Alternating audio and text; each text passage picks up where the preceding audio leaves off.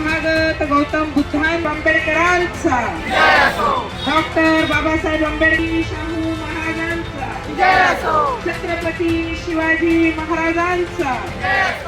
महाविहार जे महाबोधी टेम्पल आहे, भगवान बुद्धांनी जिथे ज्ञान लाभ केलेला आहे, हे टेम्पल आपल्या बौद्ध समाजांच्या हातात यायला पाहिजे असा मागणी आहे सेंट्रल गव्हर्नमेंट आणि बिहार स्टेट गव्हर्नमेंटकडून। हा आम्ही जे मागणी आहे हा पूर्ण व्हायला पाहिजे।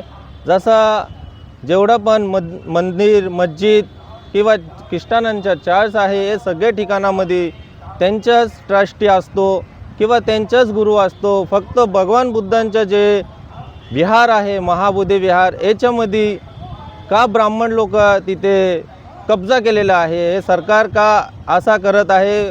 बौद्ध समाजांच्याकडे फक्त बौद्ध समाजांना न्याय का नाही भेटत?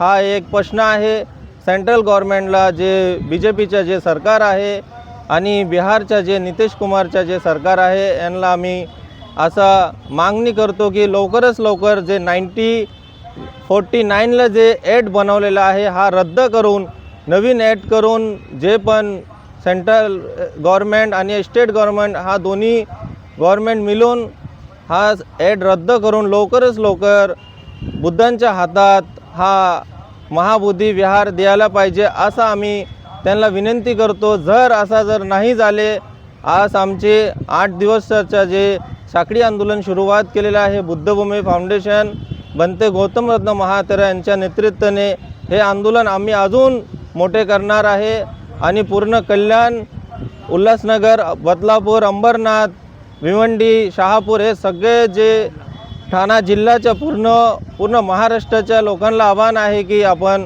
पूर्ण जेवढं पण आपण बौद्ध समाज आहे पूर्ण मिळून हा 8 तारीखचा जे महामोर्चा आयोजन केलेलं आहे, हे महामोर्चामध्ये आपण सामील होऊन हे सरकारला आपले जे पण बौद्ध समाजांच्या जे ताकद आहे पूर्ण करायचे आहे, पूर्ण दाखवायचे आहे, पूर्ण कल्याण जाम करून आपण निश्चित मोर्चा करणार आहे, ज्याच्याने आपण कुणाचं नुकसान नाही करून बाबासाहेबांनी जे संविधान दिलेलं आहे हे संविधानाच्या दायरीमध्ये राहून आपण हा मोर्चा पूर्ण करू असा मी सर्व बौद्ध समाजांना आवाहन करतो। आणि 8 तारीखला आपण जे बाबासाहेब उद्यान आहे इथे सामील होऊन आपण मोर्चा